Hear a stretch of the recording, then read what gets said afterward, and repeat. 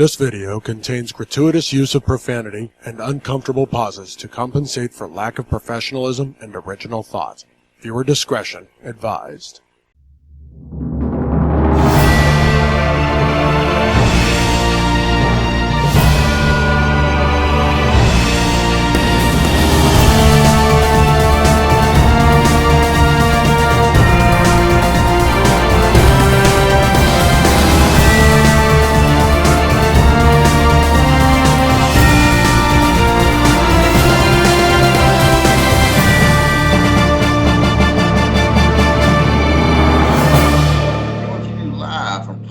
In limbo, we bring you the Nerdy Manroom Show with your host, Hassel and Monster. Yep, Monster on location. Can't reveal where I'm at because Cobra Law does not like that, but we are on location, and with that, let's jump straight into stuff because we had got a pretty good show for everybody today. So, but before we get into that too far, let's thank our sponsor, The Zone Collectibles. You can find them at their store located at 305 Main Street, Tifton, Georgia. You can find them on the internet at thezonecollectibles@gmail.com and on Facebook at The Zone Collectibles. Visit them for all your nerdy needs, from comics to Legos, trading cards, toys, games, action figures, and more. Help them support the local artist community through their cause of bringing unity through community. Fandoms unite. And after that, honestly, we decided, because we had such a special guest interview this week, that we were going to skip Geek Week, and it's probably a good thing because the only thing I have caught up on is She-Hulk, so I'm like way behind on everything. I'm just going to rant and rave about football, and I will hype though Bray Wyatt's return Saturday. That was pretty badass, and Monday Night Raw last night was actually very enjoyable.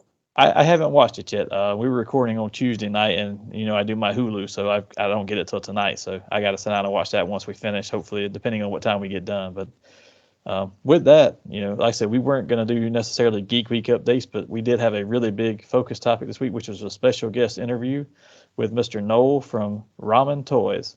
So we're going to jump over to that now and let you guys see the interview that was pre-recorded, and then once we can. All right, guys, Hassel and Monster here, and we have the luxury of sitting with Mr. Noel of Ramen Toys. He is doing us a super solid and coming on today. We appreciate you. And how about tell us a little bit about yourself? Well, thanks, David and Gary, for having me on your show. Really glad to be here. And yeah, I mean, you guys know me as Ace on Ramen. That's like a call sign that people give me. So my name is Noel, and I am basically from Singapore. And like most of you, I'm a child of the 80s. This year, I'm like 45 years old already. And, we just started up with my friends in Singapore, Ramen Toy, because we are really passionate about the toys that we collect. We are still, very, very passionate about the toys, right? Even as a 45-year-old person, unlike most other men who are more like doing their stuff manly way. I mean, how many of us go straight to the toy aisle when we get to a mall, right? So we are the guys, right? So Ramen Toy was started out last year. We'll be hitting our second anniversary on the 7th of January in a couple of months. Okay. And, we are pretty happy with the progress of where we are going. And, we started out as just us trying to put out something that we would like, to have collectors also like. So we started out with the 80s Commanders figures, and from there, we moved along.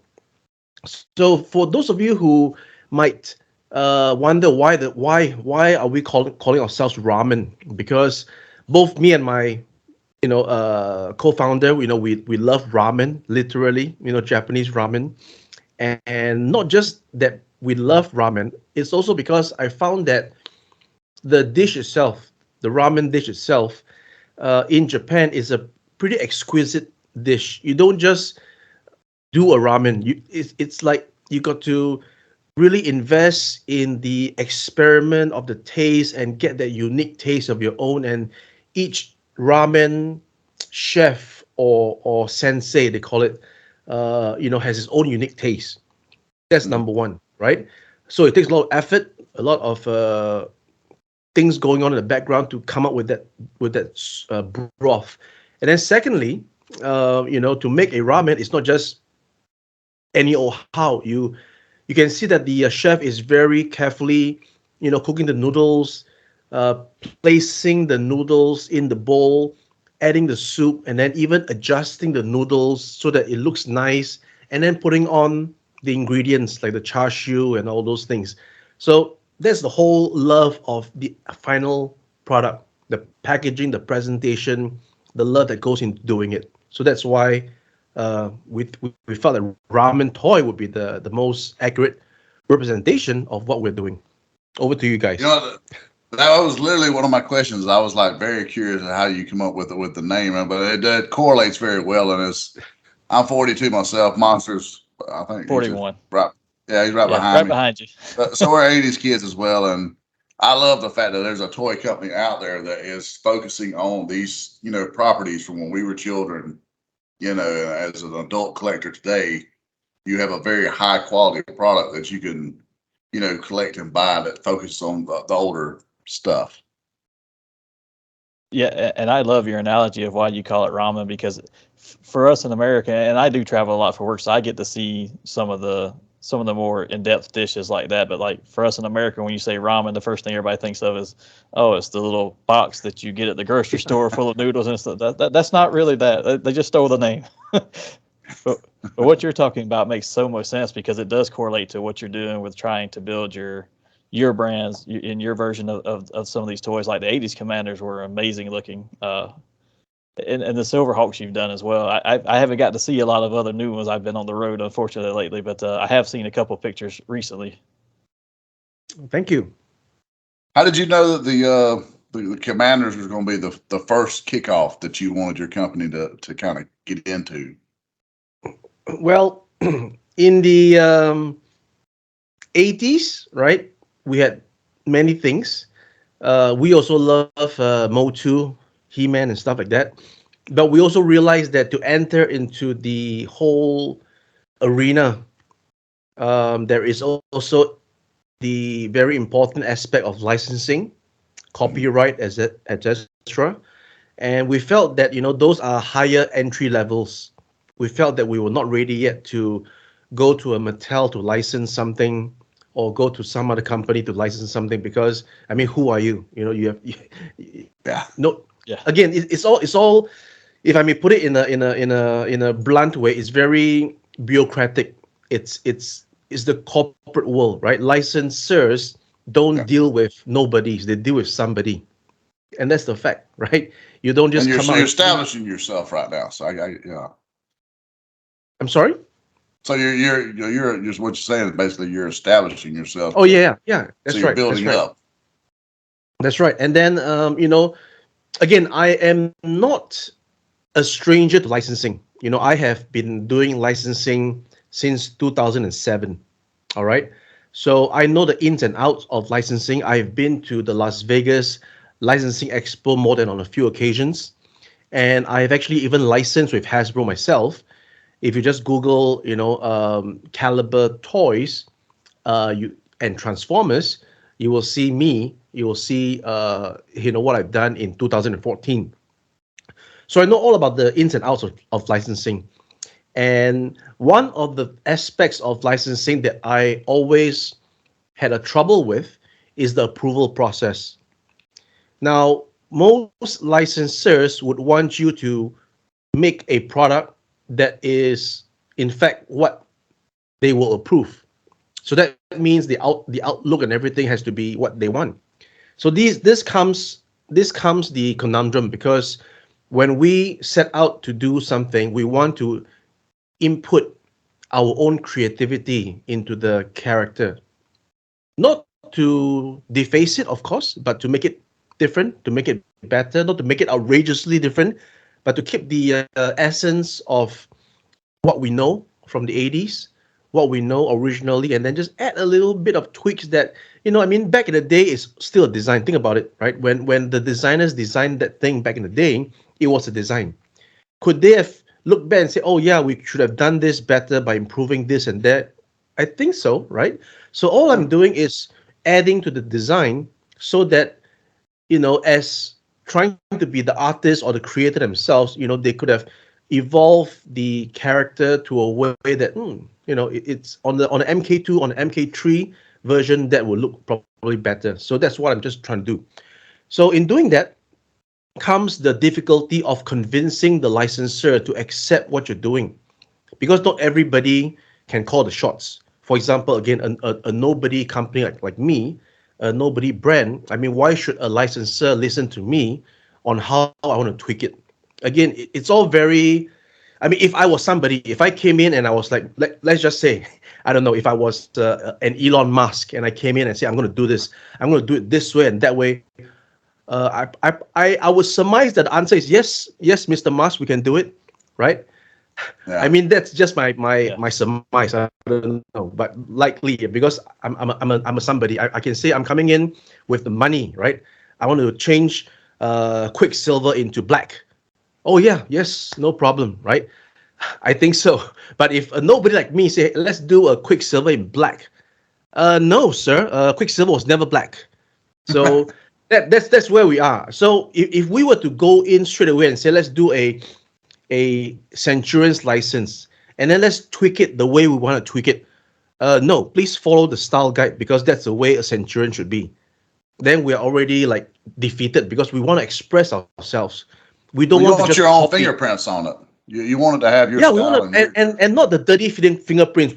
I mean, people like what we do, right? So even if when we massage Quicksilver in that certain way, it's not what Quicksilver was meant to be, but in the end, people liked it.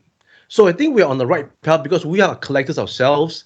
We are not like some, corporate executive guy that came in and then totally revamped G.I. Joe into the movie, and we have no idea what that is, know.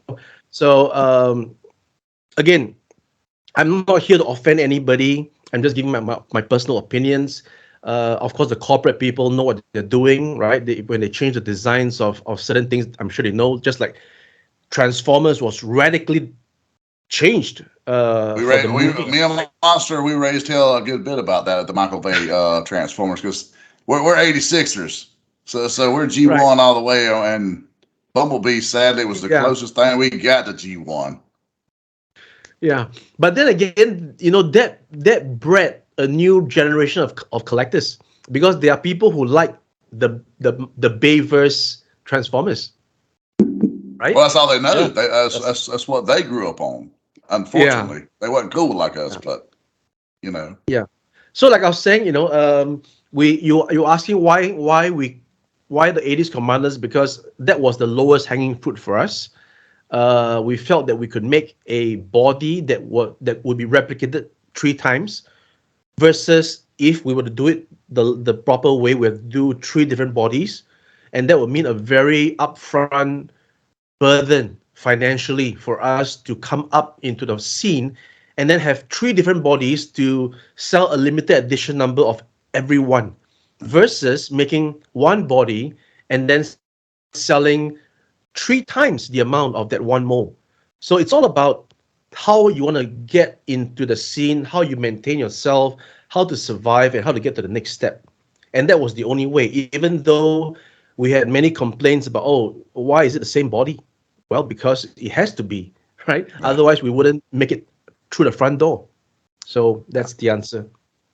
Well, you got to have those first few steps, and I say y'all done an amazing job. And I've seen some of the cool things you guys are doing now, putting together, like the hydrofoil and all the cool little add-ons for that line there. It looks really nice. Thank you. Yeah, so I was curious, because you were talking about the licenses. Is there any of them that you have tried to license that you got a lot of pushback and weren't able to do? If that's something you can share, that. No, not currently. As Ramen Toy, we haven't actually really licensed anything, because Ramen Toy was meant to be if I can put it in the simplest way, it was meant to be a third party brand, and not to contradict myself that I said earlier that we're trying to get ourselves into the realm before licensing. I can just draw maybe an example of Hot Toys. Not that I'm comparing myself with Hot Toys, but I'm just drawing an example. Yeah. So Hot Toys started out back in the day when they did the director, which is George Lucas. They did the Aviator, which is Tom Cruise, Top Gun, right? And then obviously somewhere along the lines, they changed and started licensing. I think the first license that they did, if I'm not mistaken, was Aliens or AVP or something like that. If I'm not mistaken. So you can see, Hot Toys has a history where they didn't start out into the scene with licensing. They started out with their military figures, and then they moved on to doing some, property like, likeness like characters, and then from then they went into licensing. Because at the end of the day, what gets you into the malls, the Targets, the Toys R Us, even the conventions, is that you have to be licensed. Otherwise, you create your own property, which is what we're working on as well. So again, I forgot the question was licensing. Okay, so Ramen was started out mainly focused to be a third party because we knew that we were not going to have the distribution reach. We knew that we were starting out only as a Facebook page. We will do our best to grow selling B2C. The idea was to have a website and then sell B2C. Again, when we first started out, there was no website because we really had nothing besides just a scalp, right? So we weren't prepared to like invest in a website and then do this and do that and then have it all set up nicely, and then in the end nobody wants our little figure, right? So we had to do things step by step. So for those who initially was questioning us, these guys don't have a website, we can't trust them, it's a Facebook page. But when we started out, if we were selling lemonade, we were selling it in our backyard, in our garage. We don't have a shop, right? So everything starts somewhere. If you can just take a step back, and realize that, we're just trying to start out, so we don't have the capacity to go all guns blazing, have a website that's fantastic and all these things, because everything costs money, right? Yeah. Even though you can see nowadays that, use this website, it's so easy, Wix or whatever, right? Build a website is so easy. Yes, it's so easy because they advertise it as so easy, but has anybody actually tried getting those websites and getting it to work? It costs money as well. So it's not just it's not just it's simple, it's cheap. No, it's not. Yeah. Well, you guys have done an amazing job getting your foot into the world. I mean, as the Silverhawks, I mean, I'm a massive Silverhawks fan. So to see someone actually, put a new product out there for us is amazing. And I will say, I did think it was extremely clever on Quicksilver. The black parts, it's like a exosuit under the armor. That was really clever and neat. I mean, and a cool way to explain the breaking articulation and how you guys done that there. So huge hats off to you guys. Are there plans to do anything further in the line beyond Quicksilver and Monstar? Are we going to possibly move into steel wheel? Okay, so since you're on the subject, David, so I got to. I'm going to say something to share. Basically, again, I'm not trying to put anybody down. I'm not trying to like a he say she say sort of thing. I'm not trying to ruffle the feathers or muddy the waters. I'm just giving my side of the story. Okay, so when we did the Quicksilver review, we were never meant to, as I just mentioned, Ramen Toy was just meant to be a third-party brand. And again, let me just backtrack a little bit. I mean, no third-party, again, unless I'm mistaken, no third-party maker ever gets himself or herself on screen to do, interactions like this, unless I'm mistaken. Unless you're telling me, plenty of third-party Transformers, they're all doing live streams, So that's the first thing. Not that I've ever seen. Okay, so they're never seen. So the fact that I'm seen it means that I'm not actually trying to infringe. I'm not actually trying deliberately to knock off or bootleg something, or or infringe a copyright. That's not the idea. The idea is just we're trying to do something, but we know that we can't do it if we went the direct route. All right. Yeah. Again, if I were to just go to Hasbro now and say let's license mask, first of all, I think the answer would be no, right? So if the answer is already no, then why are you doing it? I can tell you why it's no, because back in the day, in 2011, if I'm not mistaken, when I was still with another company, I was pitching the Caliber brand to my superiors. So I was working for a company back then, and you can Google it, right? You just Google Caliber Transformers, you will see something. It is basically statues. So I'm trying to build from back then the brand Caliber, which is, I mean, the idea of Caliber is that there is something of caliber, right? It's good stuff. Yeah. So it didn't really take off. But the whole idea was that when back then I was just trying to find properties to start this. This thing that didn't happen last year. I've been trying to make my own figures for the longest time. All right, just that no opportunities came by at the right moment. So let me go back again. So back in 2011, if I'm not mistaken, I actually wrote to Hasbro because back then the company I was working for was already licensing with Hasbro, with the Duck of the Moon and all these things, right? So I was asking Hasbro, hey, I would like to license Visionaries. Oh, And then That was actually one of the ones I was going to ask about. and then the licensing agent, or rather the licensing executive at Hasbro, said, "What is Visionaries?" So I mean, that pretty much slams the door in my face, right? So again, I think if you also maybe ask people like Bobby Vela from Velaverse, who has previously worked at Hasbro, he would tell you the same story that most of the executives at Hasbro wouldn't even know what licenses they have under their belt. That's the Sadly, first they're thing. locked away in the vault and they don't even know what they have. Yeah. So getting back to the Silverhawks thing, we just did the sculpt, we put it out there, and then Brian Flynn sent me a PM on Facebook because we only had that Facebook connection. We didn't have a website yet. So he said, "Hey," he said, I have the message, right? So he said, "Hey, I'm the owner of Silverhawks, and if you guys want to do it, let's do it the correct way. I can grant you the license, and you can do it." And I thought that was perfect, isn't it? I was really happy. I was like, "Oh wow, I didn't expect to be into licensing on my second project, but why not, right? The opportunity is there." Then I said, "Yes, let's do it." But unfortunately, I'm not sure what happened along the way, which I can't really give any more details because I don't really know the exact details.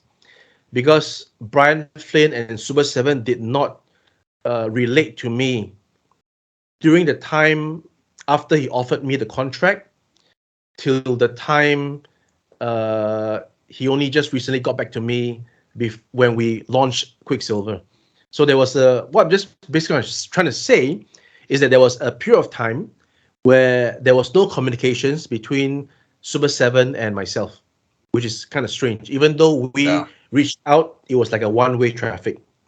These are all factual stuff. I can back it up with emails. I can back it up with facts, right? So basically, it went from the contract offering to us to a one-way communication, and then finally, I think now it's in limbo. No pun intended. So I have no idea what's going on, but apparently, I think if I'm reading between the lines, it means that there is no more cooperation for Silverhawks in terms of Super 7 and Ramen.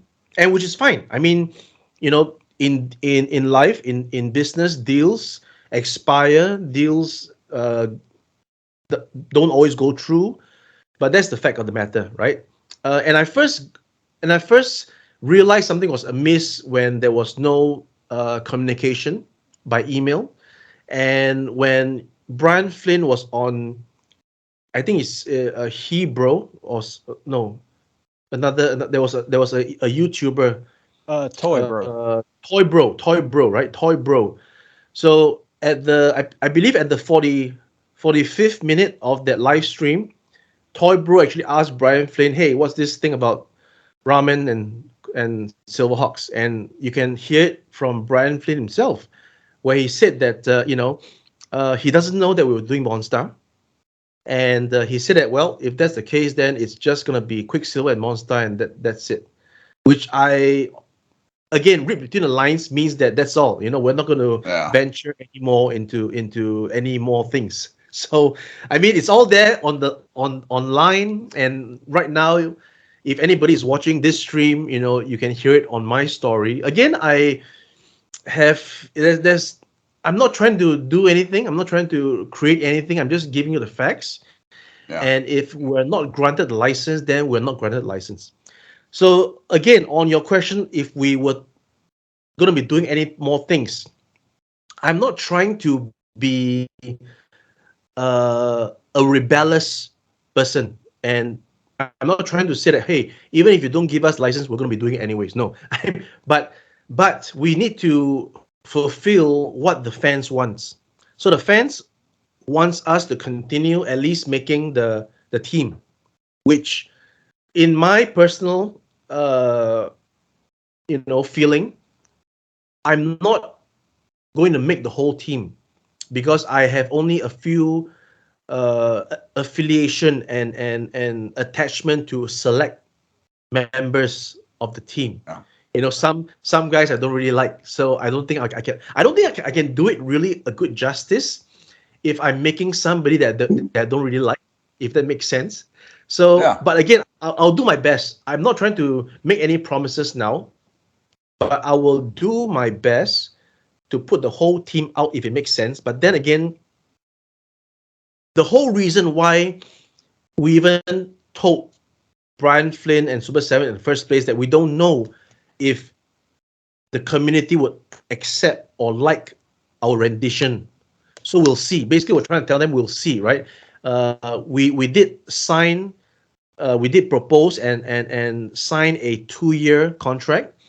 But we also mentioned that depending on how the figures perform, we will decide if we'll be doing other characters. So we're just putting ourselves in a very conservative mode. We don't want to overpromise and say, "Oh, we're going to be doing this and that." We're just going to say, No. What let's you're doing is a very smart business model. So it's very smart. yeah. So again, in the Toy Bro interview, where I'm not too sure where Brian is coming from, because if we had a 2-year license, why would we just spend 2 years making just 2 figures or 1 figure? Because he said he didn't know about Monster, right? So let's say if he didn't know about Monster, so why would we sign a 2-year license to make 1 figure? It doesn't make sense. Not Right. at all.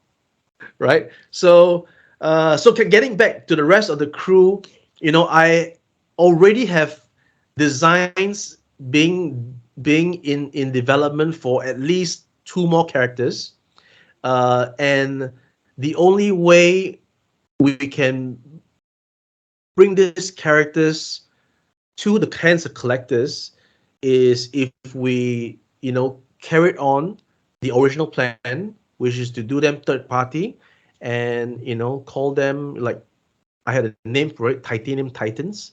So I'm not sure Yeah. how the fans would react to that. There's going to be some backlash for sure, like, oh, I'm not going to buy this. If it's not licensed, I'm not going to buy it.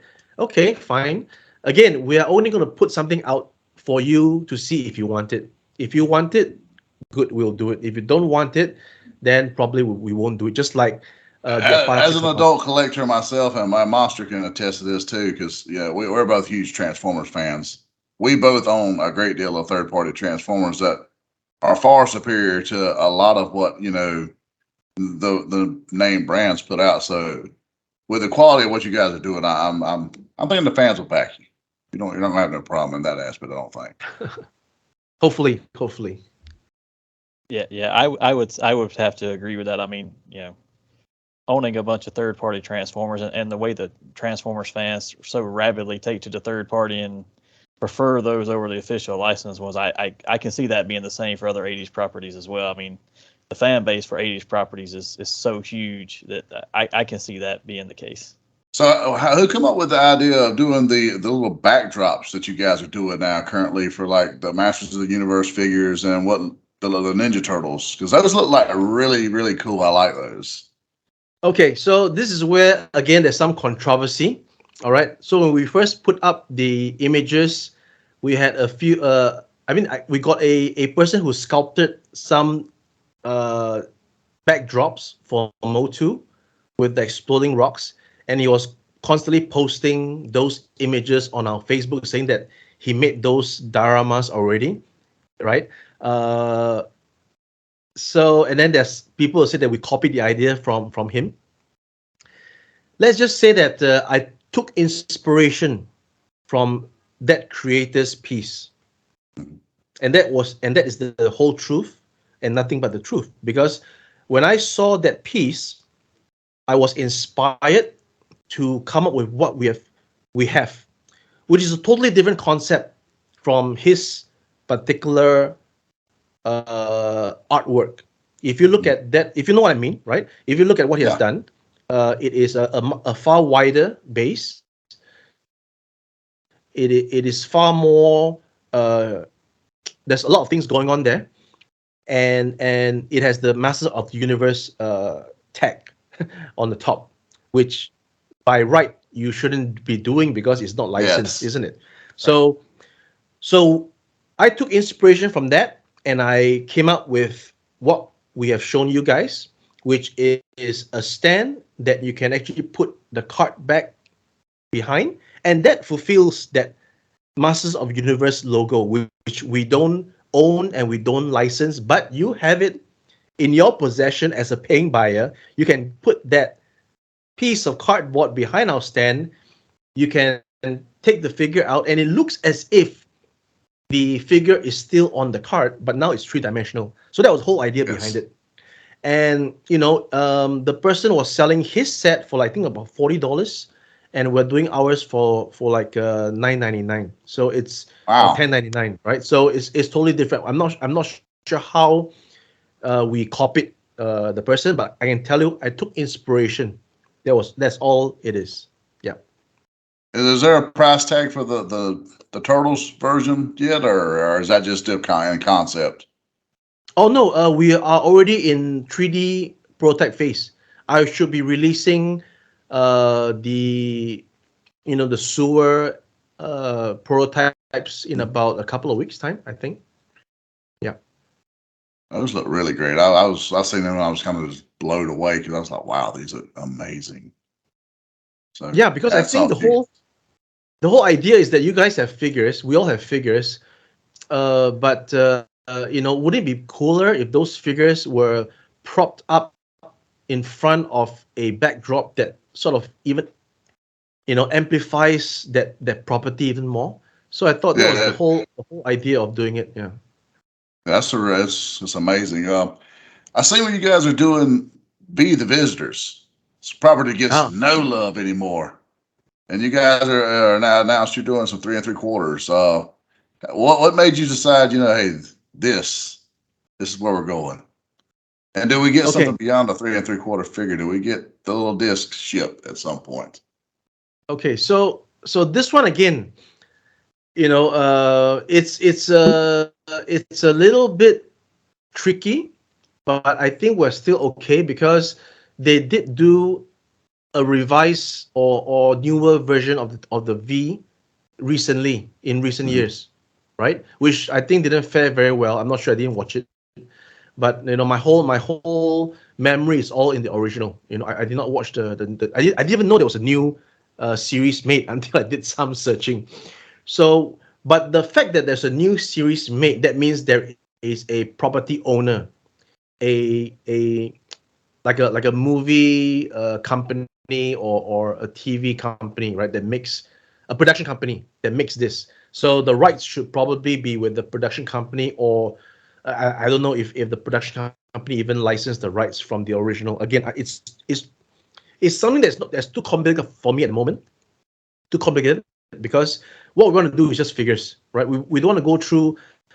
Let's find out who has the license. Let's find out this and find out that.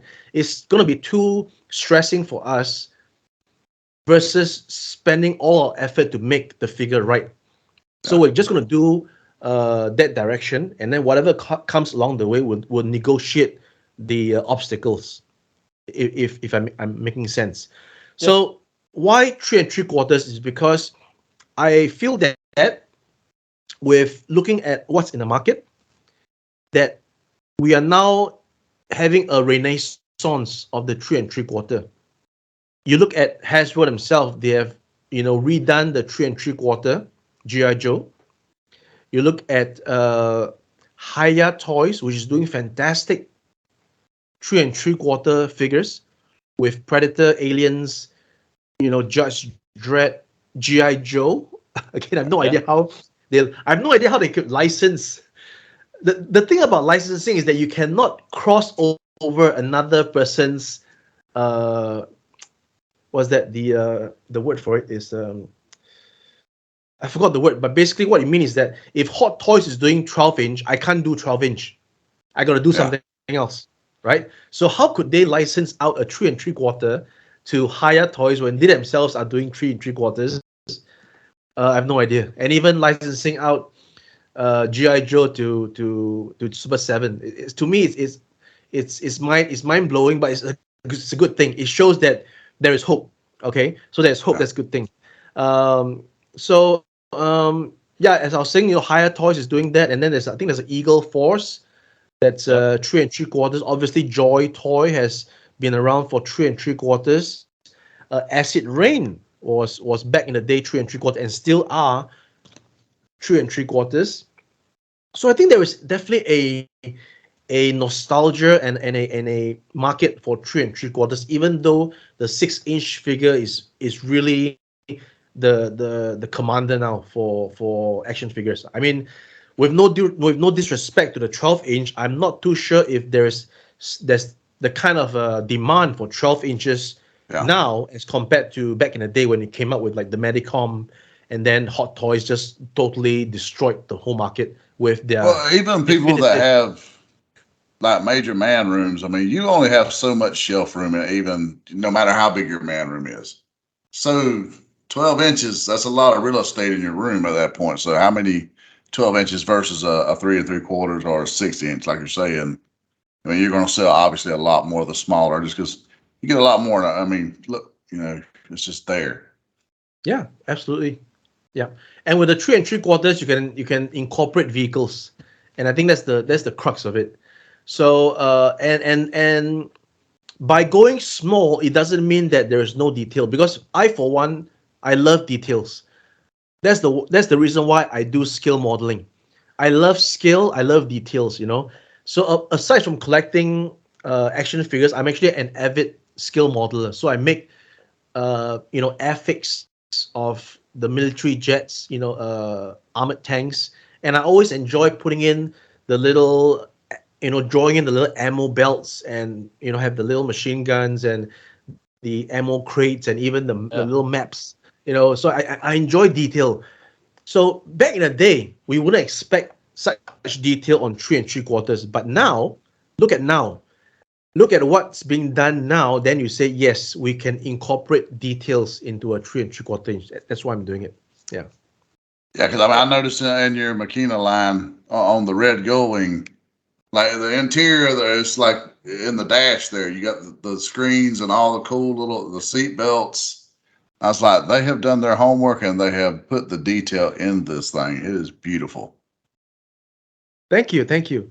Yeah, I think I definitely saw a scene where in the interior you have like a screen, two screens, right? So I have no idea what those screens are meant to show, but I extrapolate and put in my whole idea that one of them is a communication screen with another member. Another one is a screen that actually is a radar capturing, the enemy or whatever that the radar is being pointing at. So that's my idea. So you got two screens. You got a communication with another member. You got a forward-looking radar. That's the idea. So is it safe to say, seeing as we see Venom in that one screen, we might get some Venom?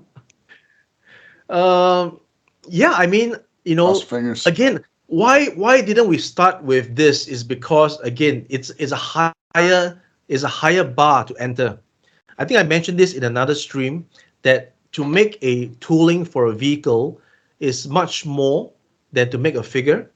And even in a figure, you can actually, as I mentioned, one body for three characters. And Yes. if the demand is there, we just do another run of a different color. I mean, the first one was the muted colors. The second run was the brighter colors. And even then, we can still do a figure toy accurate color, that sort of thing. So there's ways of doing it. And I mean, for some, they can agree that that's the way we do to put product out. For some, they are disgusted that we're just doing reissues and repaints. But it is what it is. I can tell you that, right? So for the vehicles, you can't really do anything else. You can't do a black Thunderhawk. You can't do a orange or nothing. You can only do one and only one, which is the red. The only thing that you can probably do, which I think would not draw as much of a crowd, is, for example, just to make it show accurate without the lightning bolts, stuff like that. But I think the bolts is that's striking. Without those, the vehicle looks lesser for me, even though it's accurate. So with such decisions, I go for certain things. Why do I incorporate certain things and not others? It's because I have gone through the process myself. I'm a fan, and I feel that between this and that, let's go for this. That's it. Yeah, and since we're on the Machina stuff, I can tell you that I've talked to several other collector friends, and they are so excited for the Gloria Baker, because we never actually got her in the original line. The line was axed in the way she was supposed to be created. So, or at least here in the States, we never saw that figure or her vehicle. So I've talked to so many people who are so excited to get that one, just to even if they don't. If they already have a mass set and they're not buying any of the others, they want that one just to complete their section. You know what? My personal take is that the reason why it was not done is because it's too difficult, or rather, it's quite impossible to do it. I mean, look at the transformation. There is just no way you can do it in an acceptable way, right? Yeah. People said, yeah, just put the rear fins there and just fold it in under the car. But no, in the animation, the rear fins comes out. It is not already out when you transform. See? So if you talk about being accurate, some things needs to be accurate. I think most of the toys, in fact, all of the toys have been very accurate thus far. Whatever that we saw in the cartoon is what was represented in the toy. Nothing was like far-fetched. It was all like, there it is, Yeah. So the shark is totally different.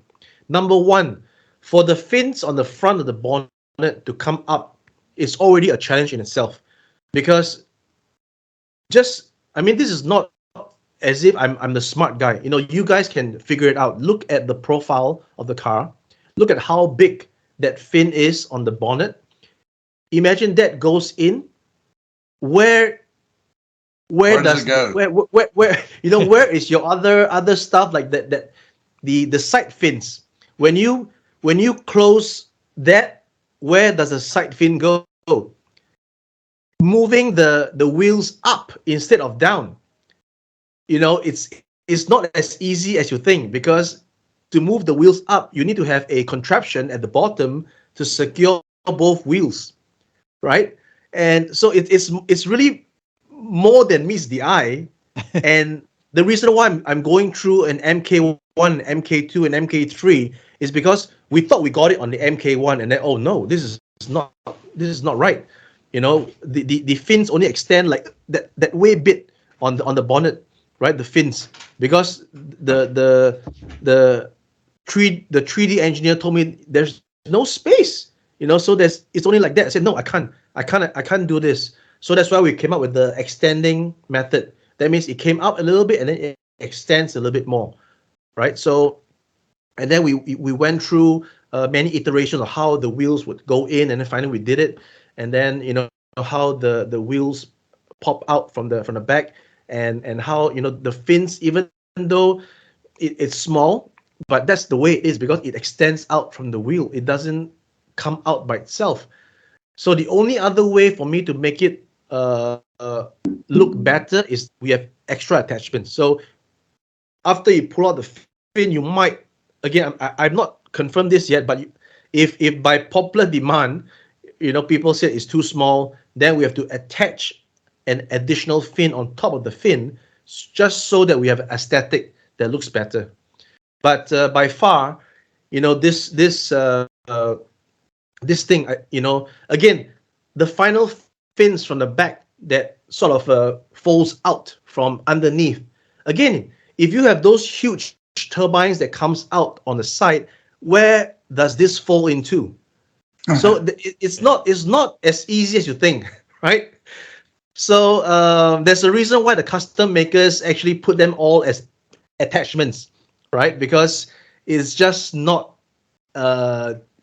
easy to make it at all. So the only way so for me, I want to make sure everything is not attached. That's why even the periscope, for me, it's, you know, it comes from from the top of the car. It folds in, even though you can see the profile of the thing. But for me, that has to be. It's ridiculous to have to, you know, put on a periscope from nowhere to on top of the car. It doesn't make sense. It has to come from inside. So that's the way. Yeah. So I hope that you guys who watch this stream, please, you know, understand how difficult this thing is, and that we have gone through various MK versions, and I'm currently assembling the final MK3, and then hopefully that is the one that we'll go with. Yeah. Awesome. You actually lead into one of my questions. I was curious how long it takes you to actually engineer and produce like the first round of these toys, but it sounds like you have to go through several versions of them to get to where you want it to make it fully accurate. Yeah, and that's the reason why I show the progress on Facebook, right? I understand not everybody have Facebook, but hopefully the people who have Facebook can, you know, capture the pictures and the narration and share it with other people on forums and stuff like that, so that everybody knows. And the reason why I'm doing this on Facebook is because I'm showing everybody the process. I'm not like hiding everything and then, okay, let's wait for when we're good to go, then we show, you know, one item and that's it. You know, this is the thing, and it's on pre-order now. Then I think it lacks that. It lacks the story. You don't know what it went through. You don't know the process, and then you're just buying it as per what you first saw. That's it. Imagine if I don't share all those initial pictures and I just showed you the final MK3, you will still find problems with it and say this is not right, this is wrong. But if I explain it that, you know, yeah, MK1 was pretty good, but it's wrong. MK2 was better, but it's still not right. MK3, man, we can go on forever. MK4, MK5, we will never get it out. Let's decide that this is the best we can do. It's acceptable, and let's get it out. And that's the way, you know, I want to paint the story.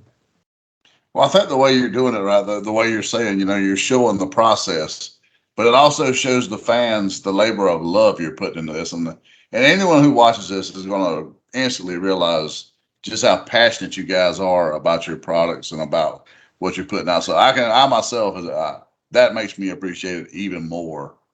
But yes, you can see, watch the progression, and see it's a true labor of love. Yeah, and then you know, you got to basically you can appreciate the people back in the day making all these things for us, right? So when we were kids, there were people in their 40s probably doing this thing in the 80s, designing those those stuff. So yeah, we're just trying to reprise the role and giving back. So we had received the labor of love from them back then, and now we're just giving back to the community. That's all. Yeah. Just as collectors, can we all kind of agree those poor guys at Kenner didn't get as much love as they should have? I'm sorry? I said, just as collectors, can we all just agree that those poor guys at Kenner just did not get enough love for what they put out for us in the 80s? Oh, yeah, absolutely. Yeah. Those are fantastic stuff. I mean, as a kid of the 80s, when I first saw, again, I didn't see the cartoon. I saw the toys first, and instantly, I mean, that whole aisle, the whole shelf of red boxes with different vehicles, like, oh, I think it was wave one, right? So you get all the different vehicles. So even though we look back now and say, oh, wave one, it's only like a few vehicles. But to us back then as a kid, looking up there, it's like, whoa, this is, wow, check this out. Transform so from massive. fight to, it's amazing. It's amazing, yeah. Yeah. I shared a picture on our Facebook recently, and it was the toy aisle from the 80s. There will never be a time like that again. I mean, you go and you see like all these sections that were like full from top to bottom, side to side, all the huge lines, and it's just like, wow. Yeah.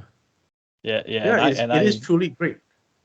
I live in Cincinnati, which is where Kenner Toys was started, because they were actually named after the street they started on, Kenner Avenue. But the local vintage toy stores there actually have a lot of the prototypes from Kenner employees who, as the company shut down and was bought by Hasbro, they left with what they had, and they've sold some off. So it's really neat to get to go in there and see how they tell the story of those. And you see the gray prototype, and you see a blue arm attached to it because it was something different. And just like your pictures when you're showing them, it's that progression, and you get to see that in person. That's really neat. Great. So moving on to the next one, the Marshall. I was pretty excited to see this right here. That looks really, really cool. Yeah, all thanks to Mr. Luke Wakeford, a Canadian, right? He is a artist for sculpting and 3D. So he is, putting his artistic talent into the ramen bowl to help us out with the Marshall, and following behind as we are working on it now would be the 3-0 horse character. So yeah, it's going to be coming up. Yeah. So yeah, that's all I can say now, because we're working on. Well, the Marshall is already done, so we're working on putting the joints and having a prototype out for you guys to see. So yeah, I'm excited. Yeah. I got pretty pumped the other day. You guys posted a image of the prototype next to Spirit, and I was like, oh, that's cool. That was real cool. Yeah, Marshall Brave Star is one of my favorites, so I'm so looking forward to that one.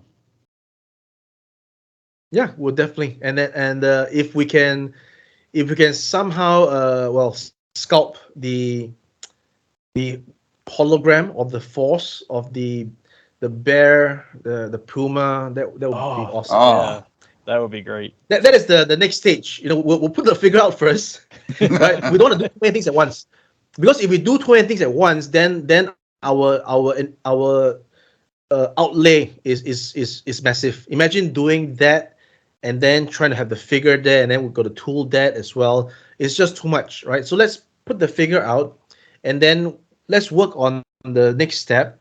And then once we have the next step done, we can show people, and then they can buy it, separately, and it wouldn't be such a big burden. That's the idea. Yeah, and I think that helps your quality so much, because you see so many companies put out so much so fast that then when you get it in hand, the quality is not as good. But when you take the time to become a master of one versus, a jack of all trades, it's very much telling in the figure, because you can tell, hey, there's much more effort put into this, and I enjoy it much more myself. I think on that point, I have something to add. I don't think any company would willingly or deliberately want to lower the quality.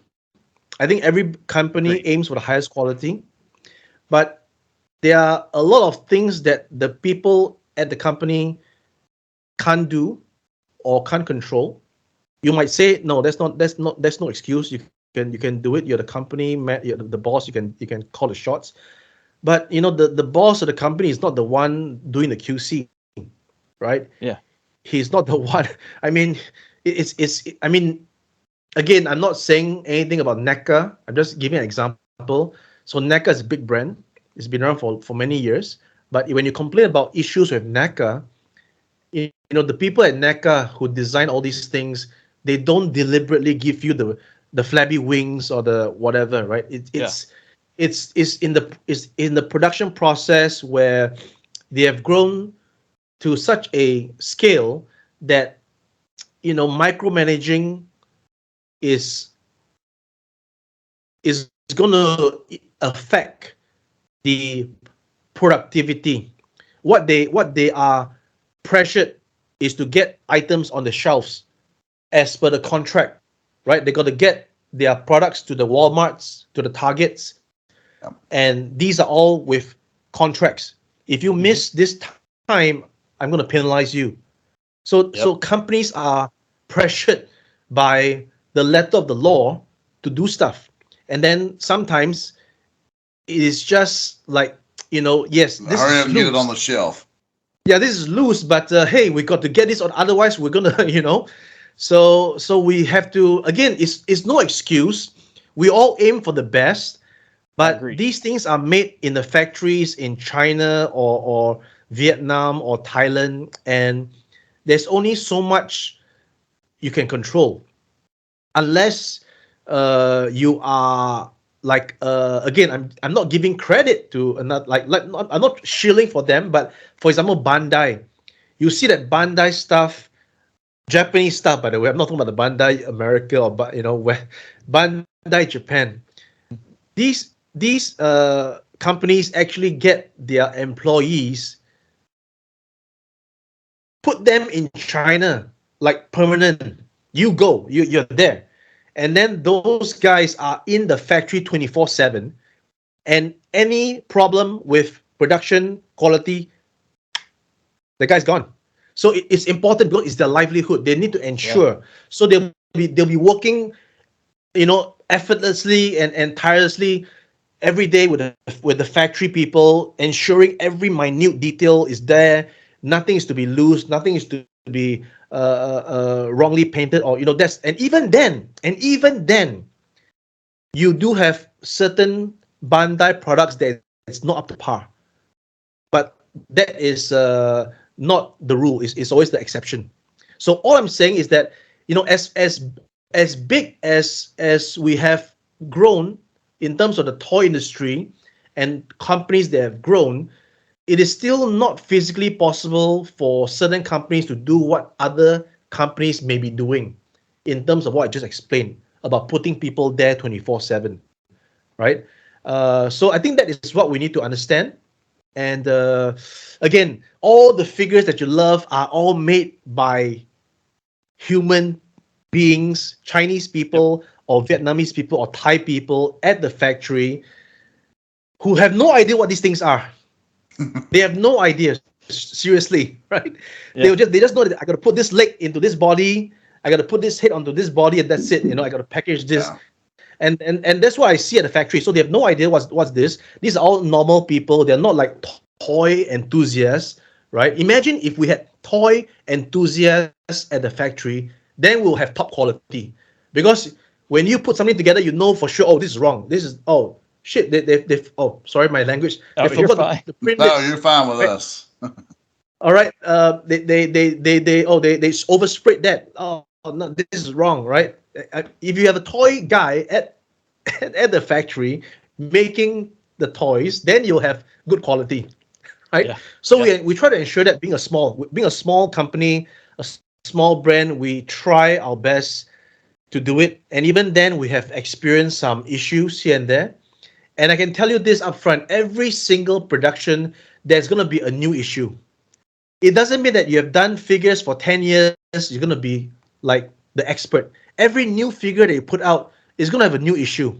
As long as it's a new mold, it's going to have a new issue that was unforeseen. Unless you're doing the same thing over and over again, then yes, most likely that particular product, when you reach the second, third, fourth run, is going to be like almost perfect. Okay, because you are doing it again. Practice makes perfect. But if you are introducing a new figure, today is Spider-Man, tomorrow is Thor, next day is Iron Man, then you're going to get problems for sure. So we got some problems with our initial 80s commanders. We corrected that with the second release, and even with the second release, we found some issues. We're going to improve that again. And then Quicksilver, we came up, there were some issues. And then Monster, even though we tried to correct those issues that we had with Quicksilver on Monster, yes, those issues are solved, but there was a new issue, a small issue, right? So there's going to be issues with every batch. We just hope that we can pick it out at the test shot phase, at the color sample phase, at the testing phase, and then we minimize such issues. And that is always the goal, because it really hurts us when we see our product being complained that, look at this is loose, and this is not good. It really hurts the maker, right? So we do our best, and we try to maintain this quality control to be always better. Like Japanese, they call it Kaizen. Never resting on our laurels, keep getting it better, never be complacent. And, that's the way we go. Yeah, that was something that Monster and I had actually discussed several weeks ago. Where you got ahead of the issues with Quicksilver that you were just talking about, and you went straight to social media. You addressed it, you acknowledged it, you told people how to fix it or what they needed to do to, get right with it on there. I mean, we were both like, hey, we can commend a company that's, willing to get ahead of this type thing and say, hey, look, we ran into this, we didn't expect it.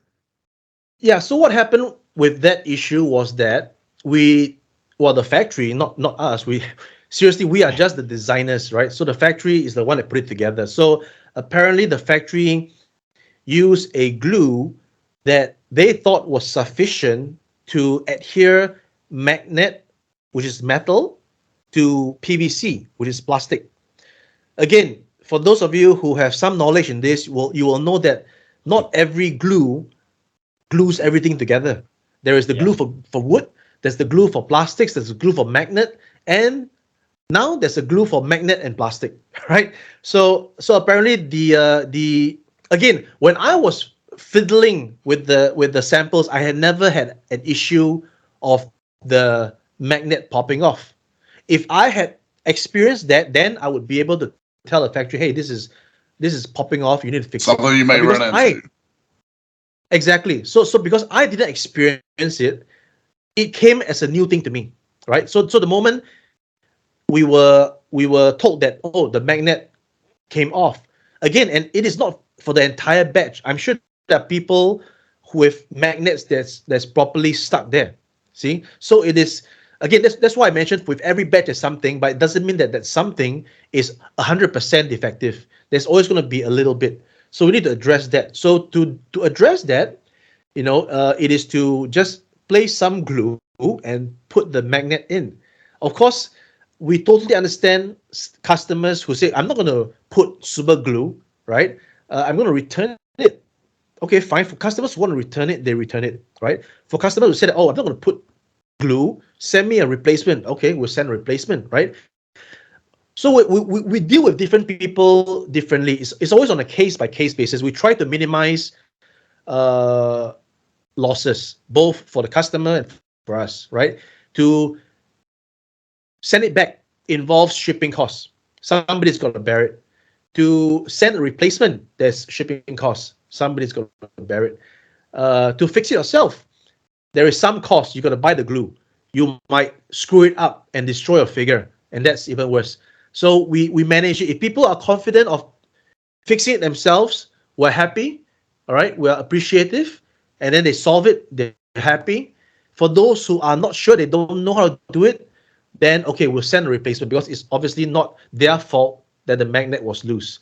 For those that want to return it, then sure, we understand, because you felt that you need to have a figure that is totally without fault. Then fine, we deal with it case by case. And then for the other issue of the parts popping out, okay, again, it's not across the board. We have people showing the reviews that it's solid. Some people experience the parts popping off. Why? Because again, these are all joints with sockets and ball, a ball into a socket. Now, the socket could be deformed during injection, which the naked eye can't see, right? You can't see a deformation in the socket that is so small. And the deformation is by the microns, meaning that it has deformed so that now it's gotten a little bit too big. When you pop the ball in, it's loose. Okay, for that, for sure, we will send you a replacement part, because for sure you can't fix it. You can't put glue, you can't fix it. Yes, we'll send you a replacement part. But we wanted to let people know the situation. So we post on Facebook to let everybody know. It's like an announcement, right? Some people take it the right way. Some people take it the wrong way. Like, oh, look at this company asking you to use super glue. Their parts fall off. Yes, our parts fall off, but it's not the entire batch. So we're just being open, right? And being open, there's always going to be two sides of the coin. Some people will take it the right way. Some people will take it in the other way. Yeah. So we can definitely respect that. I mean, Yeah, we're very respectful, because again, you're being open and honest with us, right? That's the biggest thing is, and I've seen other companies that take a long time to get stuff out, and you don't hear from them, you don't hear the updates, and it makes you question their commitment to it, right? But I don't think we see that at all with what you're doing, because you're showing us along the way. You're saying, hey, we had this problem. Here's how you can fix it. I mean, it's just very much appreciated from a fan standpoint. yeah, because on the other end of that, people, my Thunder Tank pre-order just had its second birthday. So not to take a knock at a certain company, but yeah. Yeah, and you have to understand, guys, that Ramen Toy is just myself and my pal in Singapore who's handling the emails, handling the shipping. Now, how does one person handle the shipping in Singapore? It's called remotely. It's called, by email. We are able to correspond with the customer to get the necessary information, and then we're able to direct that list of things to pack and to send by a spreadsheet to the order fulfillment company that we've employed to help us with the order fulfillment, because I'm not going to be packing all the hundreds of figures, right? So it's being sent to an order fulfillment company, and their responsibility is just to put the figure in the box, put the corner protectors, seal it up, put in the label, and send. So there is minimal screw up on their part. They're not putting the figures together. They're not doing anything. They're just putting the finished product in the box, in another shipping box, and send. So that is something that we can allow to get a third party to help us to handle, because we just can't do it. So again, remember, guys, we are just a small outfit, and we're doing our best to fulfill orders, communicate with customers. We're not that big to have all these departments, HR, customer service, order fulfillment. No, we don't have that. Hey, I manage it at a distribution center, so I mean, big companies do the same thing. So hey, don't feel bad at all there. But we got major companies that deal with us on the daily. So you're doing what big companies are doing, but we commend you either way. Yeah, thanks. Yeah, and I know we promised not to keep you too long, so we're running a little close on our time. But we really, but before we leave, we really want to thank you for coming on and taking the time to interview with us, and hopefully we can get you back again some other time when you've got some more news to share and you have the opportunity. But before you go, we'd really like for you to be able to share. And I know a lot of people already know how to find your pages, but we always ask everybody to please share what their socials are or social medias are and things like that, so that all the other fans can find you as well. And I know we follow them pretty religiously. I'm not a Facebook guy, but David sends me all their stuff, sends me pictures of all your stuff regularly, so I get to at least see it. Okay, yeah, we can find you can find us on Facebook / Ramen Toy. What's one word? Toy without an S, no S. And on YouTube, we're also on Ramen Toy. We're trying to build the YouTube platform so that folks like yourself will be able to access YouTube versus Facebook. And then we have a bit of Instagram that we're keeping going. Again, it's too many platforms, but I try to keep it to these Yeah. three. And of course, our website, ramentoy.com. So yeah. Awesome. Hassel, I know you wanted to say something before closing, but Noel, just for me, I really, really appreciate you coming on and spending some time with us. I know you guys are busy, so we appreciate you taking the time out of your day to come talk to us. The pleasure is all mine. Thank you. Like Monster said, we can't thank you enough. But you guys just celebrated, or you're about to celebrate your second birthday. Congratulations. Yeah. So hopefully, is there a possibility in the back of your mind by your third or fourth birthday, we might see some visionaries, battle beast, or dinosaurs? I mean, just saying. I'm okay. Right now, we're just working on a few things, and I think Visionaries is not going to be too far behind. And Battle Beast, I'm not sure. This is the first time I've heard of it. You just come across the name. Oh wow. Well, I think I did hear vaguely, but it's never been discussed. It's never been mentioned on the Facebook by fans. You're the first one to mention it, and yeah, there's a few things in mind, and next year should be quite exciting. Yeah, that's what I'm talking about. I mean, there's demand for Galaxy Ranger and dinosaurs. Just saying. Okay. Well, Mr. Noel, we cannot appreciate thank you enough. We truly appreciate it. Monster and I are humble. We're really very happy to have you here. And like I said, hopefully maybe on your third anniversary or when you have some more news and you're willing to share, we'd love to have you back.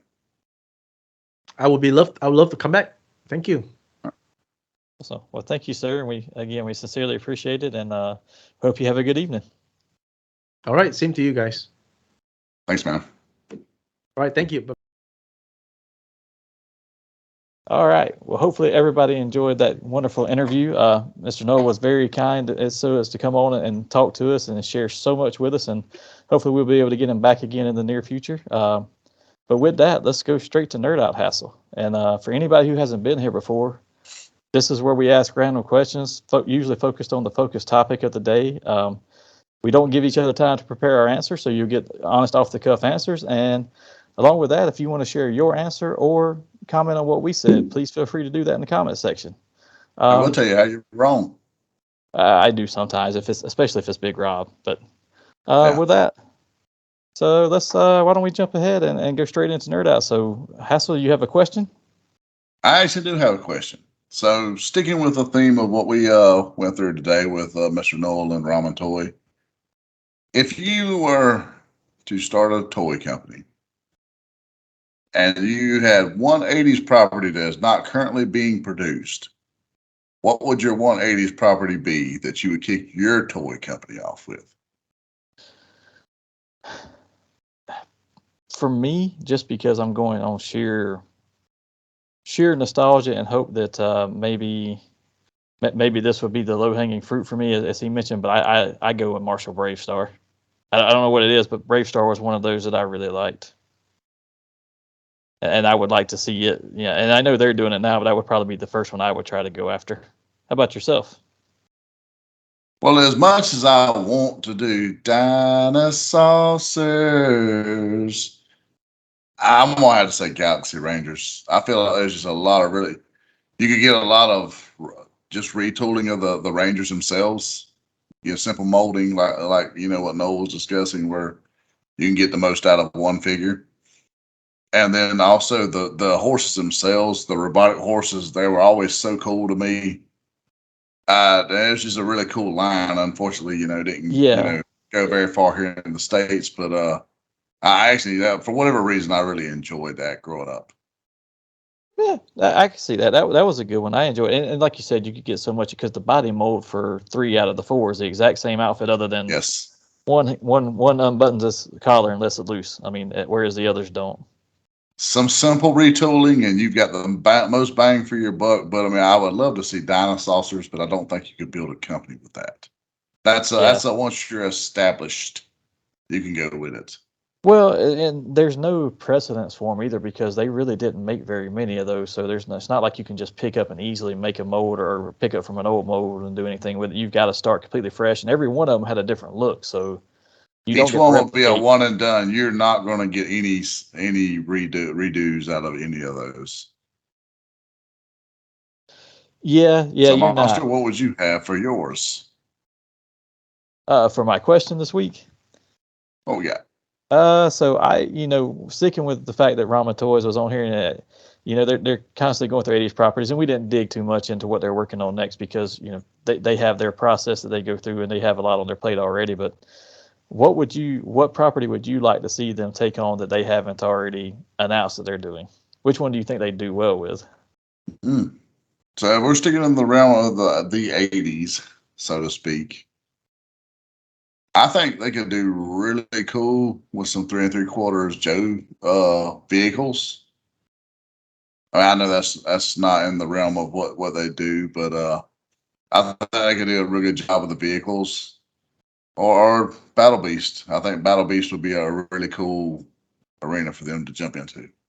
I like both of those. I think that's where Noel was talking about. There's some companies that you get into, and you're doing it as third party anyway, but those Yeah. are Hasbro, and Hasbro tends to try their best to squash third party outside of Transformers.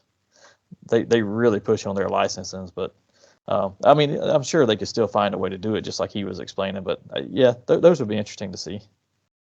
For me, I went with a really oddball one because my first is Marshall Bravestar, but they're already doing it. But Captain Power.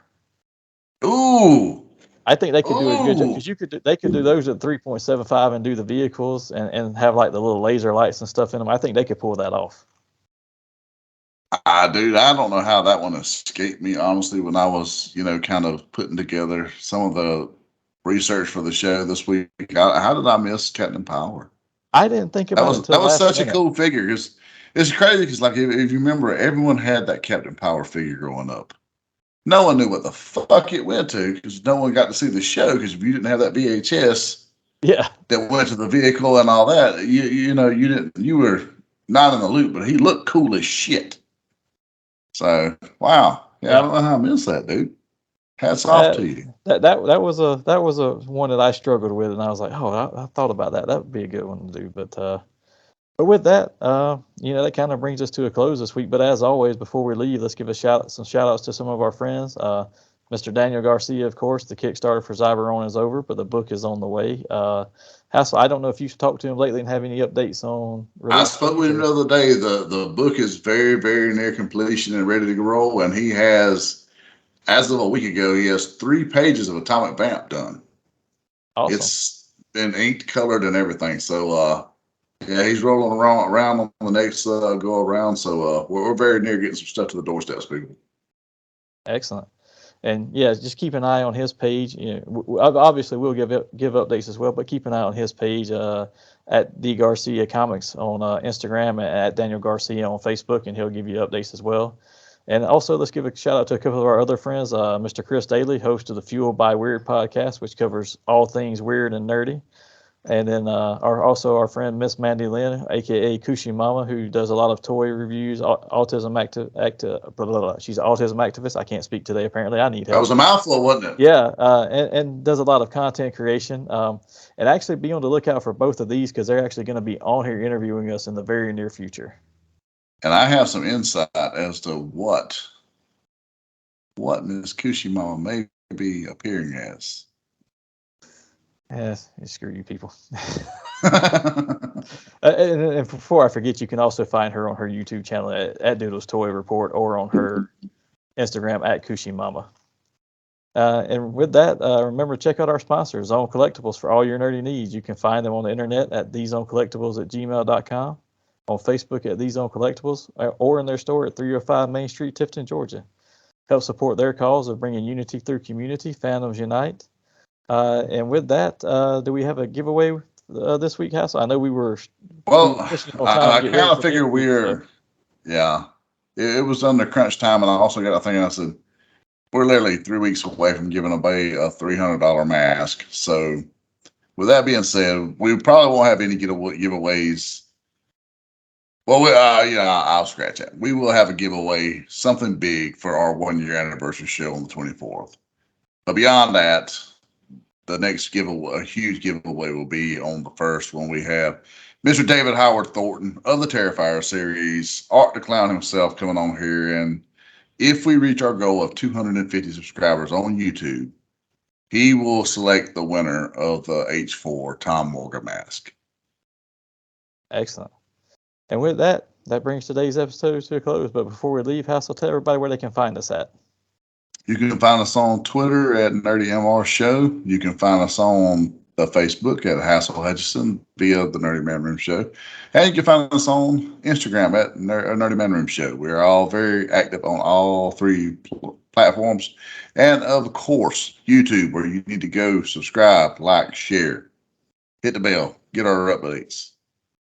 Yep. And join us here next time as we're going to have a few more interviews for you guys. And then until then, live nerdy and eat your ramen noodles.